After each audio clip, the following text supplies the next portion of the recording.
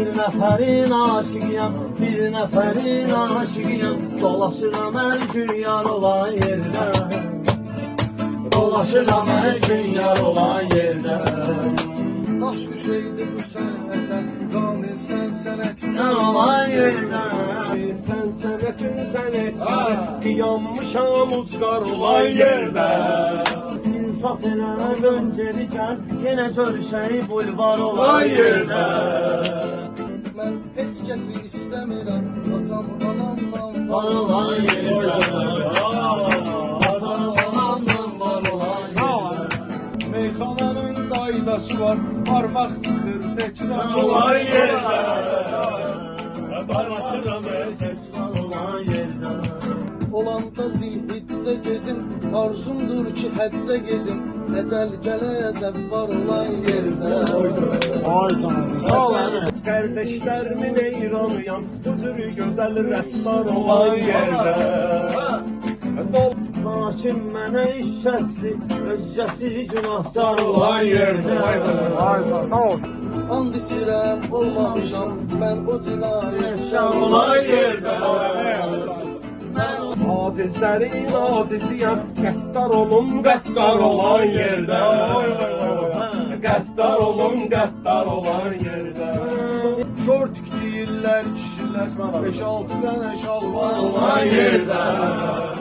Coşqun bunu yaxçı bilər, namaz qılmamın dar olan yerdə.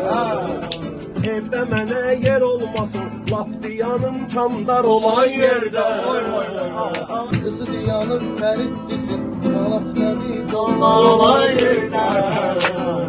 Bir gün xızıya qonaq gəlir, şəkil çəkdirək kar olan yerdə. Qaşlarıma nətər deyim, araq içmədin dar olan yerdə. Araq içilən yerdə otur, durma Allah inkar olan yerdə. Qısıya gəlmirəm qaqaşım, ayağım ağrıyır qar olan Olan yerdə. yerdə. Sən qaqaşın qarda batıb, gəlməlisən vadar olan yerdə.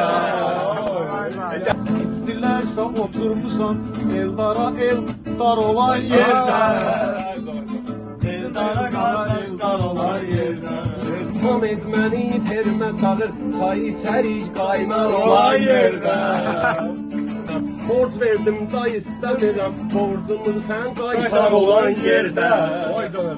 Borcumu sən qaytar olan yerdə. Biraz sıxıntılarım var, bir kömək etmə olar olan yerdə. Bir kömək etmə olar olan yerdə. İmkan edib zəng eylə, kardeşimi axtar olan yerdə. Meyxanalar məndə olur, xəzinə var, şahlar olan yerdə. İnan ki, heç kimə demərəm, olubdur olanlar olan yerdə.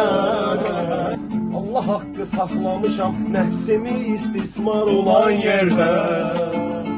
Hüseynə çatdır salamı, qisasın alaydım imanım, şaşı məndə muxtar olan yerdə. Kaşı